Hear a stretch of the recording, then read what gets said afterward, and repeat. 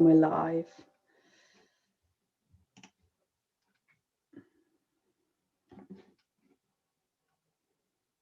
Streaming now.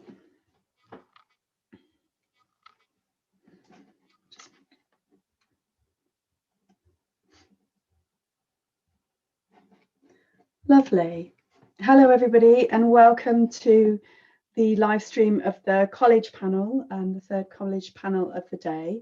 My name is Jane Sperring. I work for the undergraduate admissions and outreach team at Oxford University, and I would like to introduce you to my lovely panelists. There's Patrick, hooray. Hi, Patrick. Right, so I'd like to introduce you to my panelists who are going to talk to you all things college life. Matt, would you like to start? Yeah, sure. Hi, everyone. I'm Matt. I was a student at Christchurch. I did Spanish and linguistics. I graduated about a year and a half ago, and now I work for the college in access and outreach. And Ash? Hi, I'm Ash. I'm a medical student at Queen's, and I've just finished my first year. Patrick? Hi, I'm Patrick Clark, and I've just finished my second year in History and Politics at St. Peter's College. And finally, Sarah. Hi, I'm Sarah. I'm the Access Officer at Mansfield, and much like Matt before that, I was a student at Mansfield as well. I did history. Fabulous. Thank you very much. We will try our best to answer the live questions as we go. But I think to start us off, I'd like to ask, what is the best thing about your college? We'll start with the pitch. Ash, would you like to start? So I feel like everyone might say this, and I feel like I'm biased because I go to Queen's, but I'd say the community at Queen's is what makes it. Like we have a thing called JCRT every day, Monday to Friday in the afternoons, where you can kind of just come have a chat. It's almost like a little bit of like a welfare tea type of thing, and you get to meet loads of people from like other years, which you wouldn't have done maybe even through like sports and stuff.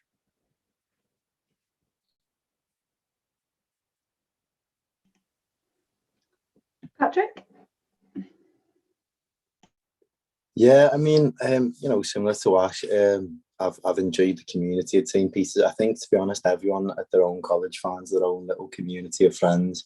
And I think it's relatively easy to do that at whatever college. But I think with St. Peter's specifically, I think I enjoy sort of the atmosphere of the college, really. I think the size of it makes it feel like quite a tight-knit community.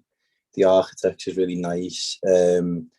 And the location's quite central at St. Peter's, just on Newing Hall Street. And so it often feels very busy in and around college because of its location. I think that gives it quite a nice atmosphere as well.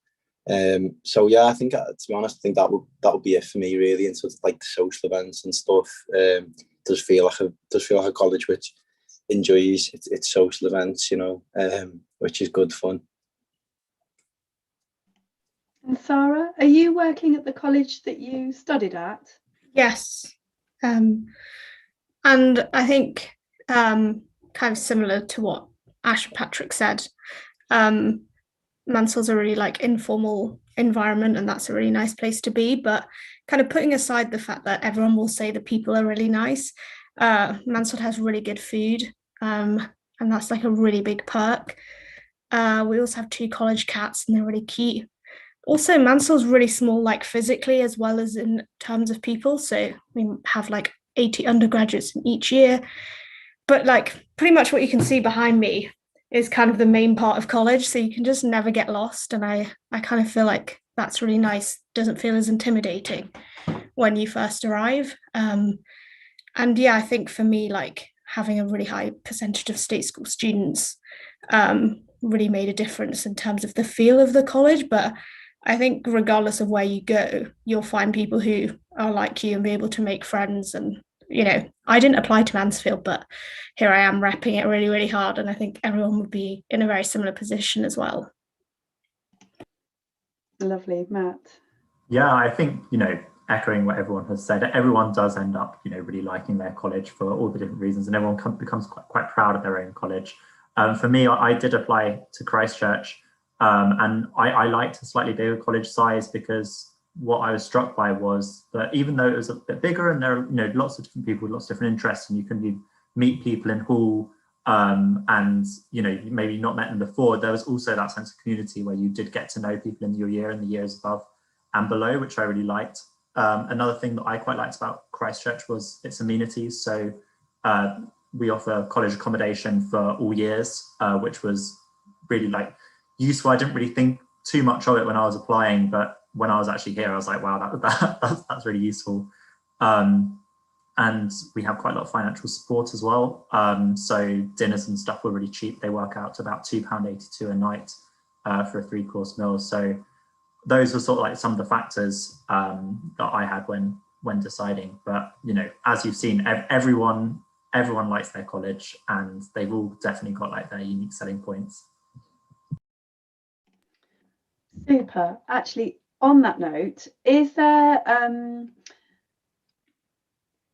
Sarah, would you be able to please outline the process of applying for a college, regards the actual sort of how do you choose a college and on the UCAS form, and how that kind of thing works? Yeah, so regardless of the college you apply to, it's exactly the same application process, which is nice. I know that having to choose a college can add an element of further confusion. So it's part of your UCAS application. So around this time, you're thinking about what course you want to do, what college you might want to apply to. And really kind of being at this open day is a really, really good opportunity to find out more about colleges. So what I would kind of suggest is to try and think about what it is that's important to you in terms of your day-to-day life as a student. So like Matt said, accommodation's a really big thing.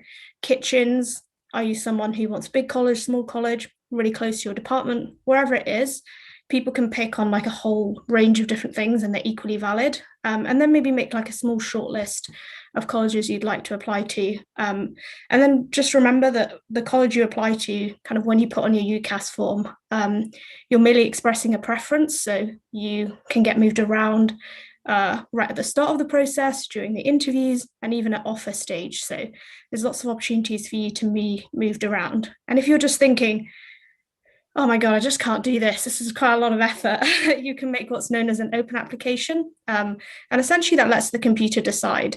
And I guess the crucial thing to say is whatever college you apply to and whatever kind of decision you make, that won't affect your chance of getting in, because we talk to each other a lot throughout the process, and it's about getting the best candidates in regardless of the college they applied to. So don't kind of put too much pressure on it in terms of the admissions side. Just think, can I see myself living there for 3 or 4 years? And, more about your day-to-day experience. But yeah, so then you just can put a preference down, or as I said, let the computer decide by putting in an open application. And then if you did put in an open application, you get allocated to a specific college, and they will be the people who will be communicating with you. And if you do get moved around, they will also communicate that to you. So it's not really something you have to worry about too much. As I said, just kind of do it based on your kind of what matters to you. Lovely, thanks, Sarah. I was going to ask Patrick and Ash actually just to outline their process. Did you guys? So if I start with Patrick, did you apply for St. Peter's? How did you make your decision? What was the process like for you? Yeah, so I did apply to St. Peter's, and the main reason for that at first was because St. Peter's outreach, one of St. Peter's outreach regions is Merseyside and North Wales, which is where I'm from. So I actually had someone from the college come into my school and talk to me and a few other lads about the application process and what Oxford was like more generally. So that's how I first came to know about the college and made me think about applying. And then I visited on the open day. um, in 2018, I think, and it was like a really lovely sort of sunny June day. So the college just looked fantastic, you know, in that weather. So once I saw it like that, I thought, yeah, God, I've been sold here. But I think, yeah, so that was the sort of main practical reasons where, yeah, it was look, you know, it wanted students from my part of the world, but also, like, as I said earlier, sort of, I thought the location was very useful, like right in the centre near, you know, for me personally, like near the history library, not too far from politics library either, and like near where I have my lectures, and so that all made sense as well, to be in that part of Oxford.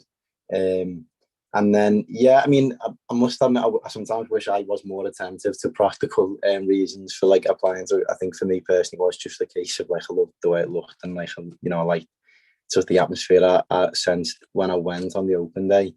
But I think, yeah, I think, you know, I did think about, like, sort of, as I said, the sort of their outreach policies and about the location of the college, and yeah, so that they were the sort of main things that swung me personally. But I could, you know, I think I definitely sort of echo what Sarah said about maybe sort of paying a bit more attention than I did to like the specific amenities that a college might provide, and like how that, you know, if you've got specific needs or wants about the university accommodation or anything like that, I think it is worth having a look at that. And the information's all there on college websites and stuff, so it's easily accessible. Lovely, thank you. In the earlier session, I think somebody chose it because they made their choice because of the food, apparently. So it's a legitimate, reason. Ash, would you like to explain how it all worked for you and how you made your choice? So I didn't actually apply to Queen's. So for medicine, if you don't know, you get interviewed at 2 colleges. So my college of preference was actually Worcester, because I think I went on this slightly outdated and probably not that like current thing. I think it was on the SU's website, which was a college suggester, and I kind of just ticked a bunch of things that I was like, I think I'd like this, and then Worcester kind of came up, and I was like, okay, I'll apply there then.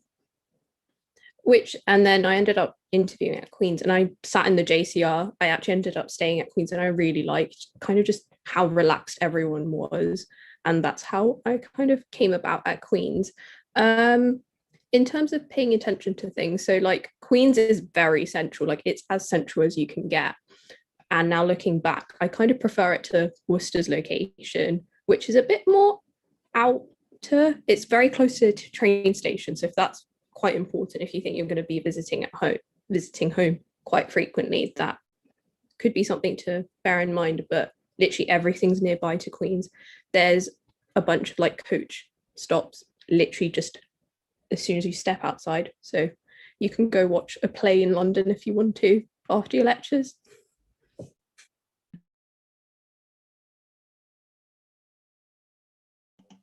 Lovely. Matt, have you got anything that you'd like to add from a Christchurch point of view? Only with in terms of the reallocation of colleges, that is very, very common. So I have a feeling it's up to like 1 in 3 students will get reallocated at some point. So it is very common. So don't be discouraged if that happens. It's all just to ensure that the admissions process is as fair as possible. So I just wanted to add that point. Yeah, I think, but when choosing colleges, some people do just, you know, it can just be chosen on a whim, if you get like the right vibe from a college, or, you know, a lot of people, I think, you know, they meet someone who represents the college and, you know, they just think, oh yeah, I can really see myself there. And I think that's, you know, that is quite key just to do, but it's not the most important decision that you'll be making when it comes to a UCAS application. If you're finding you are getting sort of stressed out about it, you know, don't worry too much. It's not going to determine your chance of getting in or anything like that. So it's, you know, one of the least important decisions when it comes to your university applications. So that's all I wanted to add. And there was a question here about what is the role of colleges in a particular course? So can somebody kind of outline how it works regarding if you're on a particular course in a particular college, does that mean you don't get to meet any other students? How How does the department and the college relationship work? I don't mind who answers this, just chip in if you want to. I'm happy to go first with that. So short answer is it does depend on the course, because some courses are more centralized and organized, by the department, and some have more interaction with the colleges. So it does depend, but for the vast majority, you'll have both college teaching and course teaching. So the course itself won't differ from college to college. You get a degree from the University of Oxford, not from a specific college. The exams and the course content itself is determined by the university. So you're not going to get a dramatically different, learning experience from one college to another. But where it does differ is usually the college will be the ones who are organizing the tutorials for you. So that small teaching where it's, one tutor and maybe 2 or 3 students, usually have at least once a week, where you have those academic discussions about the subject that you're studying. Those will often be organized by the college. So you'll probably have them in the college, especially in your first year. And you'll often have them with someone else in your college. Whereas things like lectures, seminars, labs, things like that will often be in the department. As I said, that does vary for subject. So my subject for modern languages, I had some classes with in college, but with students from other colleges as well, which was really nice. So I knew people from Univ College, from across the road from Pembroke College, and we all had the same classes together. And then moving on from 2nd to 4th year, when you specialize, you might have that small teaching in a completely different college. So I actually had some of my tutorials at Queen's in 2nd year. Would anybody like to add anything else to that? I can go on, Ash. Yeah, you go and then I'll come in after you. So I thought I'd give a bit more of like a STEM-ish perspective. So I think it kind of works generally about the same, especially with some of my friends who do like maths and chemistry, and I do medicine. We all have like tutes within college, and we have like 2 or 3 a week. You can get set like an essay or problem sheet kind of thing, and you kind of just discuss it in the tute. In terms of medicine specifically, in your 3rd year, it's much more common to end up going to other colleges because you end up doing special modules. And at least in my tutors at Queen's, like one of them is like DNA and molecular pathology specialist, and the other one does like the pharmacology tutorials. And there's like this tutorial exchange system where some medics from like one college will have tutors with my tutors, but then I can potentially in my 3rd year go to another college should I want to. So there's that kind of system. Yeah, that's quite similar to what I was going to say. So colleges aren't like subject specific, but not every college offers every subject. So for example, at Mansfield, we don't do like medicine, languages. I think we offer about like 11 or 12 subjects. So when you're also thinking about choosing a college, the first thing you want to do is rule out the colleges that don't do your subject. If you're doing a much bigger subject, then probably you'll still have loads of colleges to choose from, but some subjects like material science or human sciences or something will be really small. So you want to make sure it does your subject. But in terms of your like experience, I think, your exams and kind of the central stuff will be quite similar, but even within the same college, you can be doing kind of very, very different courses. I did history, and there were like 5 of us doing history, and we all did completely different things. And I think, it's really common to get sent to other colleges. It's not as if, you might say like, I'm really interested in 18th century history. This tutor does at Mansfield, the tutors only do 19th century and like, early Middle Ages, so I can't go there. It's not doesn't have to be a consideration at all. You'll just go to other colleges to do those modules. So I think the teaching won't vary kind of too much from college to college, but it is worth making sure that the college does do your subject.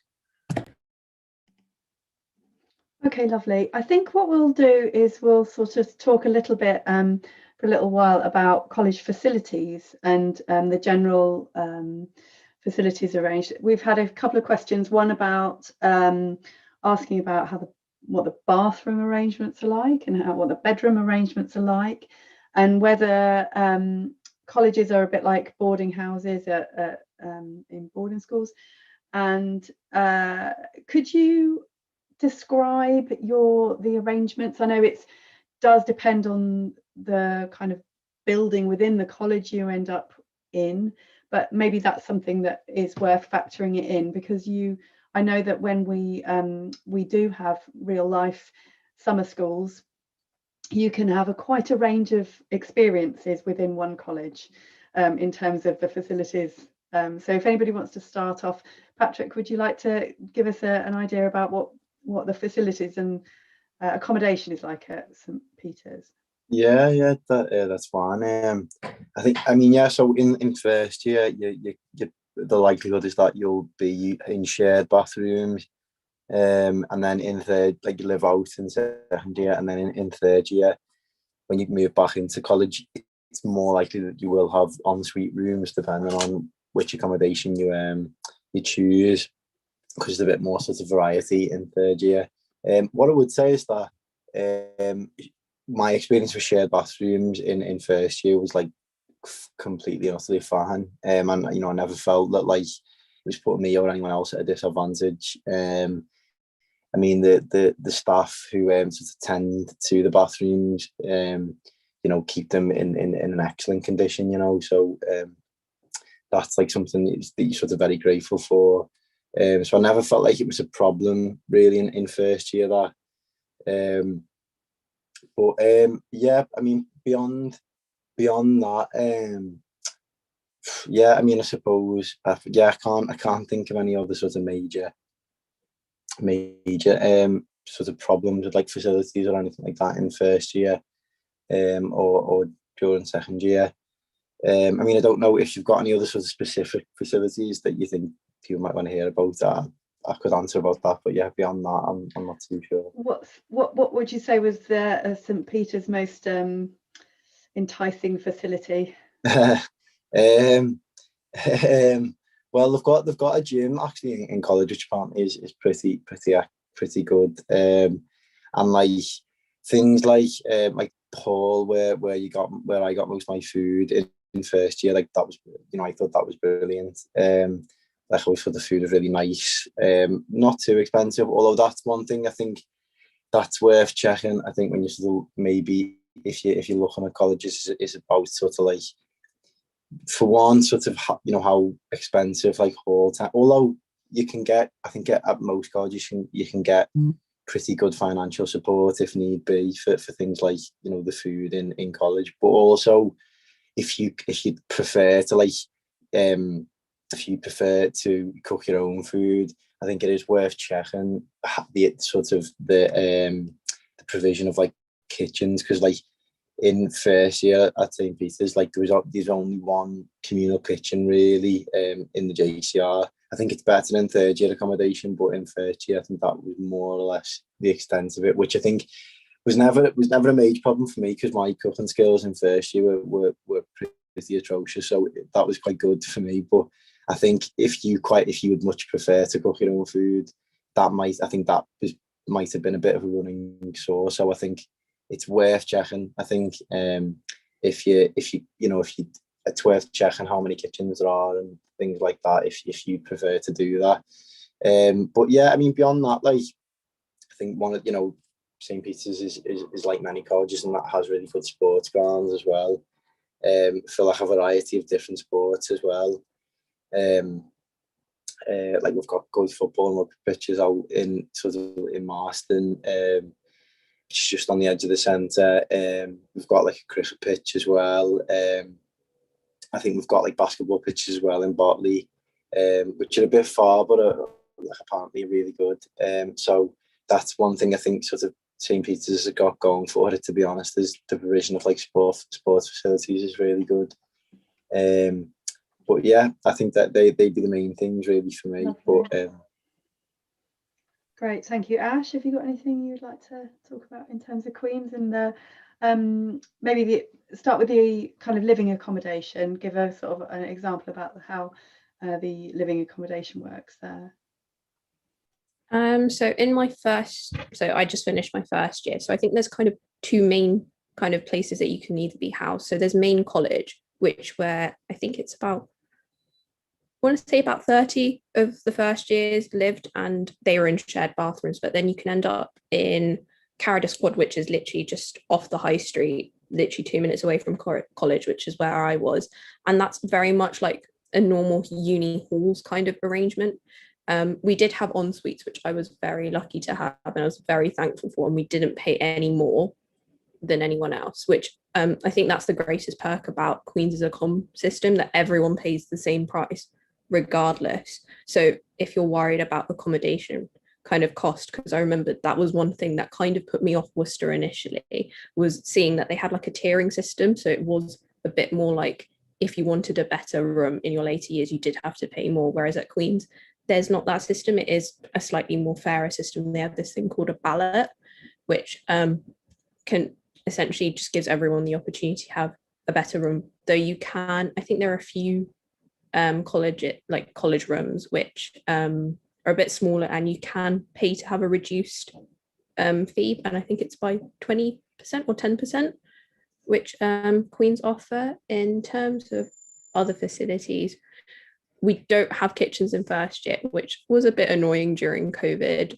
when we weren't always wanting to go to hall, because we had like perspex screens, so you couldn't always talk to people as much, which was a bit annoying. Though we're hoping next year that's less of an issue. So hopefully when new first years and when these people apply and eventually get in, that shouldn't hopefully be an issue.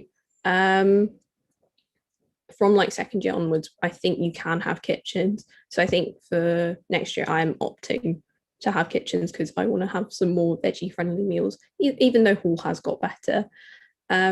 Queen's does also have a gym in the accom I was in first year, and I think in one of the second year accommodations it also has a gym. We do have a lot of like sports facilities, so even though like Queen's grounds aren't the biggest, they do like rent out different bits around Oxford, and I think there's a school that they're in touch with where we play badminton, for example. Yeah, I think that's it. Is there anything else? No, that's lovely, thank you. I'm going to move on to support available through college, and if I can ask Matt and Sarah to focus on this, and then I'll ask Patrick and Ash if you want to share any experiences you've had, that would be lovely.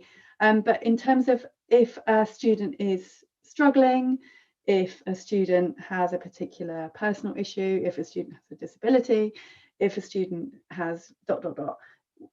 what happens at the college to kind of pick that up, and how does that, the welfare and the pastoral role of the college work? Sarah, would you like to go first? Yeah, so I think the collegiate system is set up really well to ensure that those sorts of things are like picked up on first and foremost, and like the college is able to deal with it pretty quickly. I think compared to some other universities, it's really nice that you always know who to talk to. For example, you know who the bursar is. You know, if you're having any financial issues, you can talk to them. There's always like a senior tutor who's in charge of your kind of academic kind of well-being, and then you'll have various welfare tutors as well. So I think there's lots and lots of support available. And I think what you can do when you first arrive is, if you do have any kind of pre-existing issue, you can let your college know, and they will be able to take that into account. For example, with things like accommodation or like food and general facilities, college are really, really good at being able to take those things into account. So please do kind of let us know so that we can make sure we put in the kind of necessary provisions. I think beyond that as well, there's lots of like more informal welfare support that happens within the JCR body, which is kind of the student body. So you'll have like peer supporters, who are people who, other students who are trained to kind of listen confidentially. And as Ash was mentioning earlier, things like welfare teas, mostly a great opportunity to get some free food, but also a good place to go and take a break from the library and those sorts of things. So I think if you do have an issue when you're there, there's kind of lots and lots of places where you can get support. And hopefully those things will be very well signposted in and around kind of college, which is your home. So it's quite easy to be able to know who to go to and what to do if you're having an issue. Yeah, there always seems to be an endless supply of Oreos at the welfare teas, which is always nice. I think that one of the things you can do actually is Google some of the welfare support available, because a lot of these it's open information. So for instance, I think most, if not all, colleges have something like this, but if you just Google Christchurch welfare flowchart, it basically has this whole thing. It's like, where can I go for help, whether it's physical, sexual health, mental, emotional health, academic concerns, financial concerns, and so on. And it just takes you to all of the levels of support that are available at a university level, at a college level, and then also sort of some of the external helplines. So there's, there might be financial support. For instance, at Christchurch, there's like a book grant that you can get every year, so you can spend up to £110 a year on books and just get that all back. Colleges have all sorts of financial support, different grants and things they can offer you, like language grants, travel grants, and so on. The welfare support in each college, as Sarah was saying, thanks to the fact that, the college is really your community, it's your home. The welfare support is always quite very diverse and, quite all encompassing. So there'll be welfare tutors who you can go to on that academic level. There might be peer supporters who will be like trained undergraduates who receive like 30 hours of training in active listening, counselling, things like that. Lots of colleges have a college counsellor, a college nurse. You'll often be sort of essentially signed up to the GP in Oxford that's assigned to your college. So that's really easy. Like when I came to Christchurch, I thought it was going to be a faff, like transferring doctors, and I wasn't sure, like, oh, would I have to transfer back? It's super easy. It's kind of all done for you, essentially. It's really easy to do. So there's someone who you can easily book an appointment with in Oxford. And yeah, I think there just is a lot of support, more support than I think students sometimes realise as well. Even something as simple as your personal tutor in your course. If you are ever struggling, for whatever reason, maybe you need an extension, or you've got an essay to do and you just haven't quite managed your time right, or whatever it is, you can go to them and just say, could we have a chat? Could we, maybe have an extension or something like that? And they're there for you. They're there to help you, thrive, essentially. So it really, and that I think is one of the universal things about Oxford, regardless of the college. Each college does have a very wide net of pastoral, financial, and academic support. I think, sorry, just to add to that as well, like one thing I really worried about before coming was feeling like, not being able to keep up with the workload, which, is a very understandable concern to have. And I think kind of the way that the tutorial system works and the small group teaching, you see your tutors on a regular basis, really kind of helps put your mind at ease about that, because your tutors are seeing you all the time. They really get to know you, get to know like the way that you work. And I think often the tutors can also kind of pick up if you're struggling with the work, or if there's just like something else, and you build a very good relationship with them. So it's much easier to kind of know who to talk to in a way that I think it might be a lot more difficult if you were just kind of seeing a tutor in a big class or a big lecture hall. So I think that that's like a really good thing that Oxford has going for it as well. Yeah. Can we also talk about college families? Yeah. I don't know whether this has been mentioned in a live stream earlier, but all colleges have college families where essentially you get a mentor in the year above who will be doing the course, or a course similar to what you're studying. So you have someone in the year above who has gone through what you did in first year. They've had the same tutorials, they've had the same work, and it's really nice to have someone just in that year above who knows exactly, what's what and where everything is. And then in your first year, you get college married. So you get someone else in your year, you pair with them. And then when you're in second year, you have your college children who you'll be mentored to. And that creates a really nice sense of community within colleges, where you end up meeting your college grandparents and your cousins and siblings and so on. But that, is one of those informal welfare provisions that you don't necessarily get at other universities, which you do get with the collegiate system at Oxford. Thank you. Ash and Patrick, do you have anything you'd like to add regarding support? I've got some other questions if not. There's, I guess, one thing to add is that there is also like the disability advisory service that's like university wide that people can register with. And a lot of the time, I know countless friends that have like had learning difficulties and they never got picked up on at school, but tutors very quickly notice it because you're seeing them on like a weekly basis, and then they can kind of refer you, and then you're registered, and they also can help you with exam stuff. So I remember emailing one of my tutors about some stuff about exams, and he was very helpful, and like they noticed quite quickly. So I didn't have the greatest technical stuff at the start of my first year, and my tutor realized that the reason why I was behind on work was because my laptop was kind of broken, and he referred me to get some college help about like finances, how I could sort it out. And then he was like, I'm glad you like fixed it. Yeah, these tutors are very keen for you not to have any barriers to your learning and your work, aren't they? Yeah. Patrick, have you got anything you'd like to add? I think just quickly, I'd just say, just to reiterate what's been said about informal channels of support. Really, I just think it's worth trying to be alive to things like that. Like me personally, I found like college sport in first year particularly to be something that really helped me settle in and helped me sort of feel a bit more at home. And even though that wasn't like a formal sort of channel of welfare support, just I personally found it to be quite useful in terms of welfare help, and like some of the friends I made from it. So I just think, just reiterate that, like also try and be alive to those informal networks of support that you also have on offer. Oh, I just remembered one thing that I could add. I believe other colleges might have this as well, but I remember that the Queen's JCR, because they had leftover money in their budget, and I think they're now continuing it since COVID, they've got like a Headspace subscription for about 200 students, so you can sign up and they pay for it, which has been really helpful, and it's been something I've found like great throughout my whole year.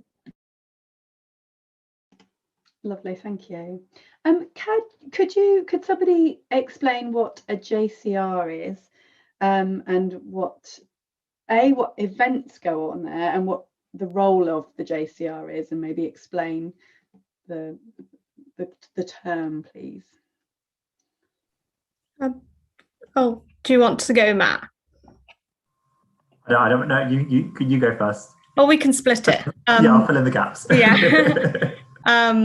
So the JCR it stands for like the Junior Common Room. So it's both like a physical space in college, so kind of like the living room essentially in college, which all of the undergraduates can use. So the Mansfield one, for example, has lots of like soft furnishing, sofas, bean bags, a TV, and often it's like a really good space for students to go and socialize. So if you want to socialize in a bigger group than you can have in your room, you can go to the JCR.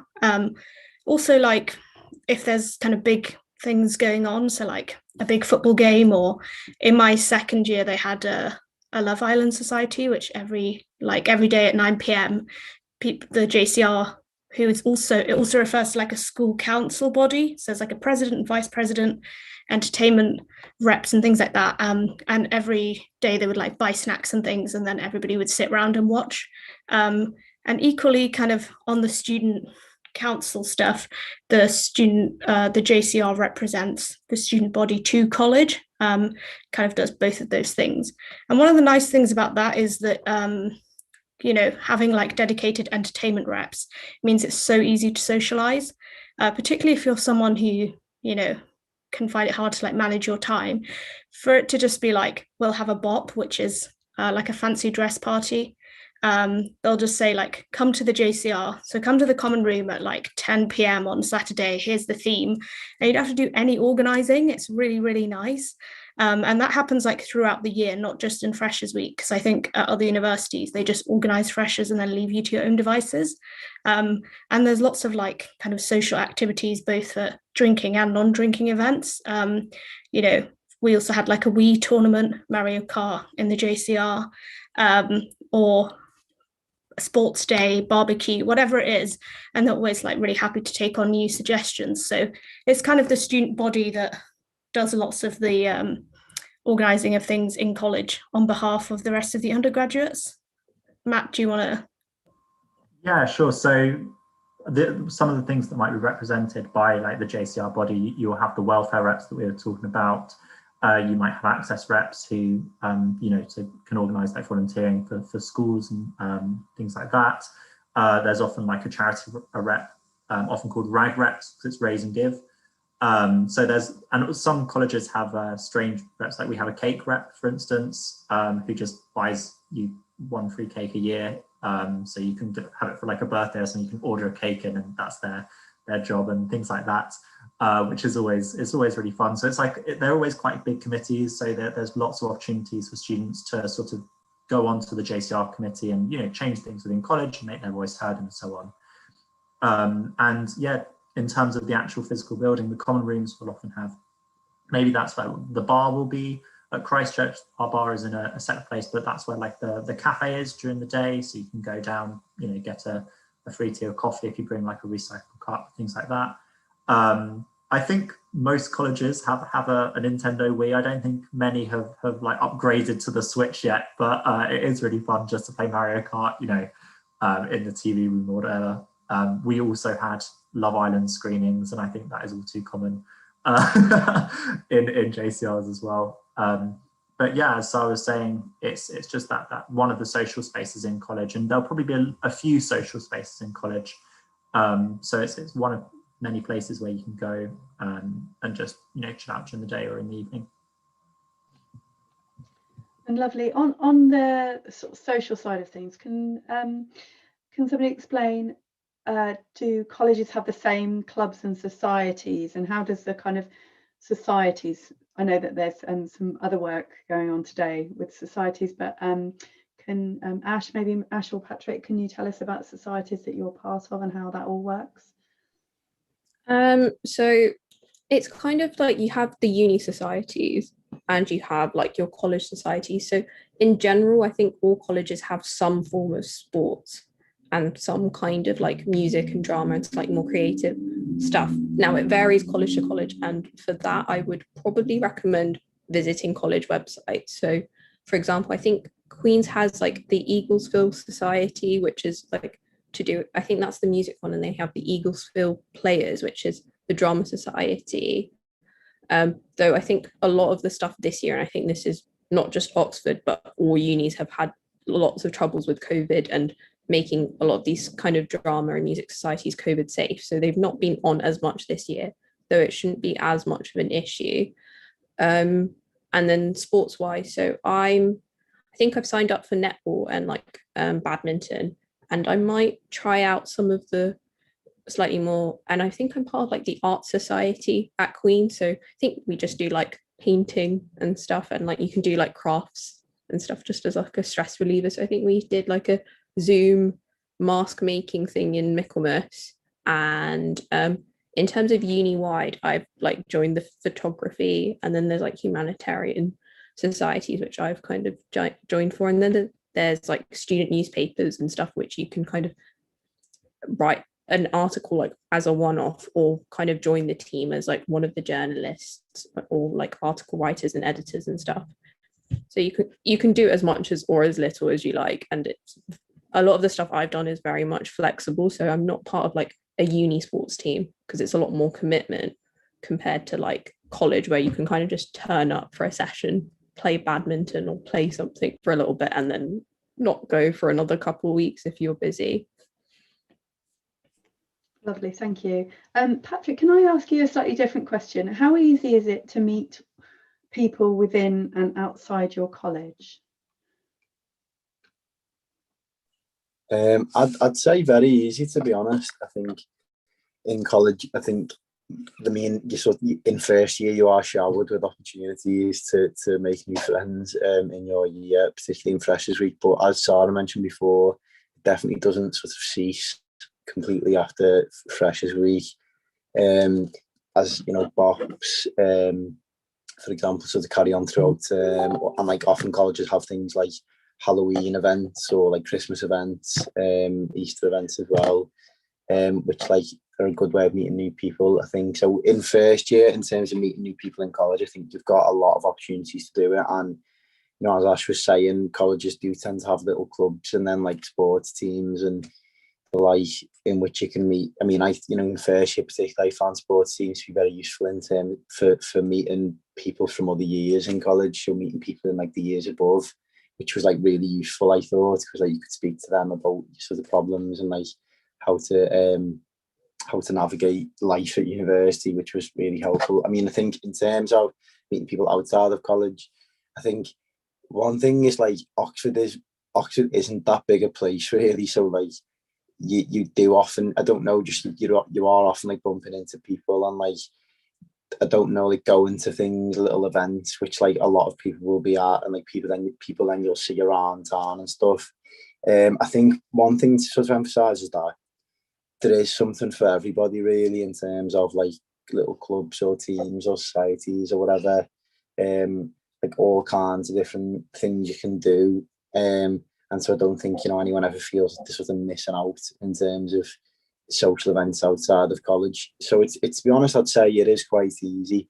It's just sort of, it's up to you really. And like people I know at my year in college who are like actually, you know, are quite quiet or sort of shy and retiring, even they've sort of managed to make friends both in and outside of college because, as I said, you're bound to meet people like you, and there are sort of events and like clubs and stuff in which you can meet people like you. And I think you are spoiled for that really in Oxford to some extent. So yeah, I've found that to be not too difficult at uni, and like one of the joys of it really. Lovely, thank you. Sorry, I just wanted to add that obviously we've spoken a lot about like clubs and societies, but you know, often a lot of your socializing will happen very informally as well, particularly if you're living with other people, you know, like because when I was a student, everybody lived in college accommodation, so you're always like around friends. So if you went to the hall, for example, there'll always be there someone to have a chat. At Mansfield, we have like the Crypt, which is a college cafe where people pretend to work, but genuinely you just go in there to get a coffee or like do your work, and you've spent 4 hours, achieved nothing, but done lots of good socializing. So there is also lots of time to hang out in your friends' rooms or in the corridor, just like having a chat without it having to be like a really formal club or society that you go to. So it just really depends on the sort of thing you like doing, I guess. Lovely, thank you. So we're going to wrap this up now, but I would like to ask each of you very briefly to have a little bit of a think about what is the best thing about your college. So I am going to start with Ash. I think with Queen's, I'd probably say location. It is just near to literally everything. Like it's on the high street. It's not, surprisingly, I think also one of the beauties of it is that it's not the most well known as like it's not like Christchurch, which is known for Harry Potter. Yeah. They get so many tourists and you kind of become a weird tourist attraction. Like I remember I was walking around Oxford after trashing and the amount of looks I got and weird photos taken of me, and I was like, I've never experienced this. Whereas Queen's, because it's like tucked away nicely in like the busiest bit of Oxford, so it means that you can kind of go back to college if you had enough of the like stimulation of people, and then you can kind of be in college and have like your calm to work, and then you can go out very easily. There's loads of coffee shops nearby, which I'm going to stop you, sorry, just because we're nearly finished, and I want Patrick to say the best thing about St. Peter. Sorry, you'll find this, everybody can keep going for ages about the best thing about their college. One good thing about your college, Patrick, in one word if you can. Yeah, college sport and particularly college football. That's what I'd say. Lovely. That's great. Sarah? I just think Mansfield's like a really casual, informal place, and I really like that. It doesn't, like, no one takes themselves too seriously, and that's really good. Lovely. And Matt? One thing we haven't mentioned about Christchurch is we're right by Christchurch Meadow and the river, so it's an amazing place to go for a walk with our college dog as well, which is really nice. Lovely. Thank you ever so much for my lovely panel this afternoon. I hope everybody enjoys the rest of the virtual open day and gets a lot out of it. Please make the most of the main chats. If we haven't managed to answer your question, please go to the admissions chats or the college chats, and we'll see you there. Thank you very much. Bye-bye.